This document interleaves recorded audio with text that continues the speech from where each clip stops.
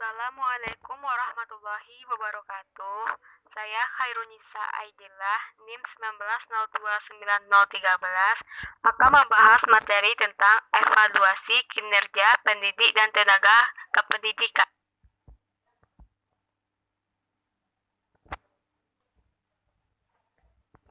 Baiklah, materi pertama yang akan saya bahas yaitu evaluasi kinerja pendidik dan tenaga kependidikan.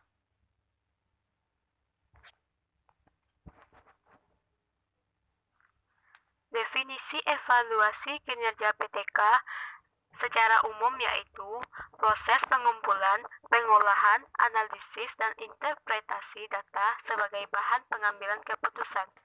Dalam konteks evaluasi guru atau tenaga pendidik, yang menjadi objek evaluasi adalah guru atau tenaga pendidik tersebut. Analisis seberapa besar persentase kinerja guru dalam melaksanakan tugas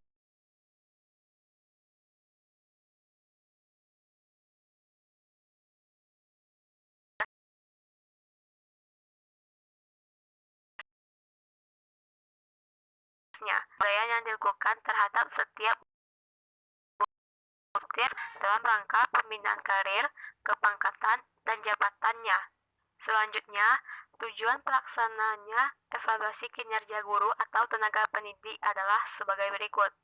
Yang pertama, menentukan tingkat kompetensi seorang guru. Yang kedua, meningkatkan efisiensi dan efektivitas kinerja guru dan sekolah. Yang ketiga, menyajikan suatu landasan untuk pengambilan keputusan dalam mekanisme penetapan efektif atau kurang efektifnya kinerja guru. Yang keempat, menyediakan landasan untuk program pengembangan keprofesian berkelanjutan bagi guru. Yang kelima, menjamin bahwa guru melaksanakan tugas dan tanggung jawab serta mempertahankan sikap yang positif dalam mendukung pembelajaran peserta didik untuk mencapai prestasinya. Yang keenam, menyediakan dasar dalam sistem peningkatan promosi dan karir guru serta bentuk penghargaan lainnya.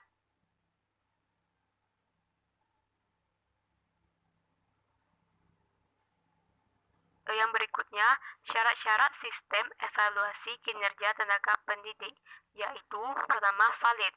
Aspek ini benar-benar mengukur komponen tugas tenaga pendidik dalam melaksanakan pembelajaran, pembimbingan, atau tugas lain yang relevan dengan fungsi sekolah. Yang kedua, reliable. Tingkat kepercayaan tinggi apabila proses yang dilakukan memberikan hasil yang sama untuk seseorang tenaga pendidik yang dievaluasi kinerjanya oleh siapapun dan kapanpun. Yang ketiga, yaitu praktis. Hal ini dapat dilakukan oleh siapapun dengan relatif mudah, dengan tingkat validitas dan reliabilitas yang sama dalam semua kondisi tanpa memerlukan persyaratan tambahan. Selanjutnya, prinsip pelaksanaan evaluasi kinerja tenaga pendidik, diantaranya pertama, berdasarkan ketentuan.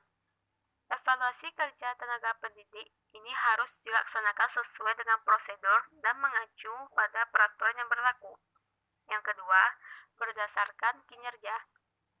Aspek yang dinilai dalam evaluasi kinerja tenaga pendidik adalah kinerja yang dapat diamati dan dipantau sesuai dengan tugas guru atau tenaga pendidik sehari-hari dalam melaksanakan kegiatan pembelajaran. Yang ketiga, berlandaskan dokumen PK guru.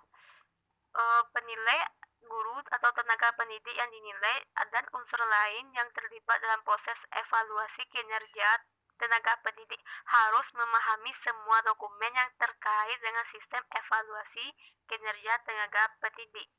Yang keempat, dilaksanakan secara konsisten. Hal ini dapat memperhatikan hal-hal sebagai berikut. Yang pertama, objektif. Yang kedua, adil. Yang ketiga, akuntabel. Yang keempat, bermanfaat. Yang kelima, transparan. Yang keenam, berorientasi pada tujuan. Yang ketujuh, berorientasi pada proses. Yang kedelapan, berkelanjutan. Dan yang kesembilan, rahasia.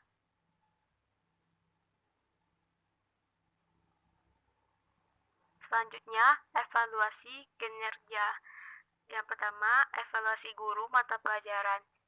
Meliputi 4 kompetensi, yaitu merencanakan dan melaksanakan pembelajaran, Yang kedua, mengevaluasi dan menilai.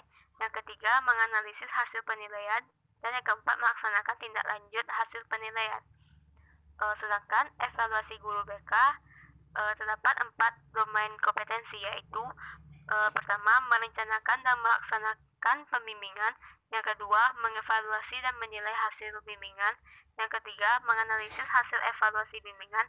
Yang keempat, melaksanakan tindak lanjut hasil bimbingan. Selanjutnya, tugas tambahan pendidik dan tenaga kependidikan. Pertama, untuk menjadi kepala sekolah meliputi kepribadian dan sosial, kepemimpinan, pengembangan sekolah, pengelolaan sumber daya, kewirausahaan, serta supervisi pembelajaran. Yang kedua, untuk menjadi wakil kepala sekolah meliputi kepribadian dan sosial, kepemimpinan, pengembangan sekolah, kewirausahaan, akademik, kesiswaan, sarana dan prasarana, serta hubungan masyarakat. Yang ketiga, untuk menjadi ketua program keahlian meliputi kepribadian, sosial, perencanaan, pengelolaan pembelajaran, pengelolaan SDM, pengelolaan sarana dan prasarana, pengelolaan keuangan, serta evaluasi dan pelaporan. Yang keempat, untuk menjadi kepala perpustakaan meliputi perencanaan kegiatan perpustakaan, pelaksanaan program perpustakaan, evaluasi program perpustakaan, pengembangan koleksi perpustakaan, pengorganisasian layanan jasa informasi perpustakaan, penerapan teknologi informasi dan komunikasi, promosi perpustakaan dan literasi informasi, pengembangan kegiatan perpustakaan sebagai sumber belajar kependidikan, kepemilikan integritas dan etos kerja, serta pengembangan profesionalitas kepustakawanan. Yang kelima, untuk menjadi kepala laboratorium, bengkel, unit produksi atau yang sejenisnya, meliputi kepribadian, sosial, pengorganisasian guru, laboran atau teknisi, pengelolaan program dan administrasi, pengelolaan pemantauan dan evaluasi, pengembangan dan inovasi, serta lingkungan, dan K3. Sedangkan tugas tambahan yang tidak mengurangi jam belajar tatap muka dikelompokkan menjadi 2, yaitu yang pertama untuk menjadi wali kelas, yang kedua untuk menjadi pengawas penilaian dan evaluasi pembelajaran. Berikut prosedur pelaksanaan evaluasi kinerja tenaga pendidik. Pada saat penelitian, petugas peneliti sidak ke tempat pengajar guru terkait dengan membawa lembar instrumen evaluasi yang berisi tentang poin-poin berdasarkan kompetensi guru yang diuji. Hasil penelitian di-coding ke lembar instrumen tersebut dalam bentuk skor-skor. Setelah hasil tersebut telah terisi semua, hasil dalam lembar instrumen selanjutnya didisplay ke dalam lembar laporan evaluasi. Dalam bentuk laporan tersebut dapat dilihat secara jelas kinerja tenaga pendidik yang telah dievaluasi.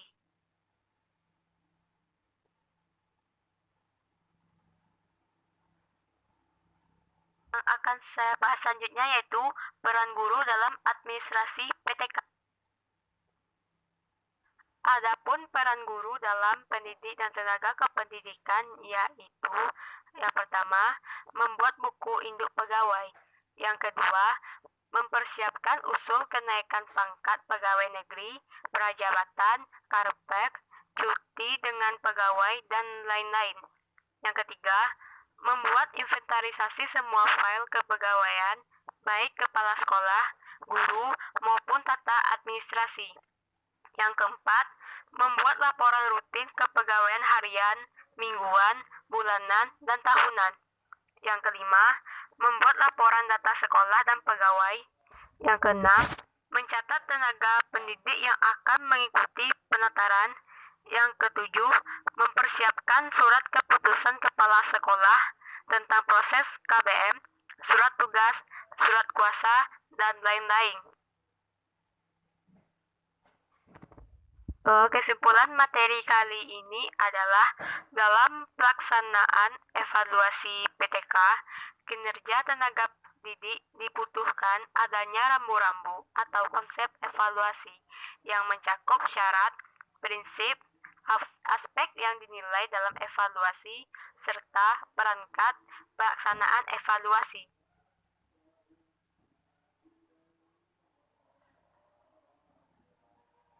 Baiklah, sekian materi dari saya. Wassalamualaikum warahmatullahi wabarakatuh.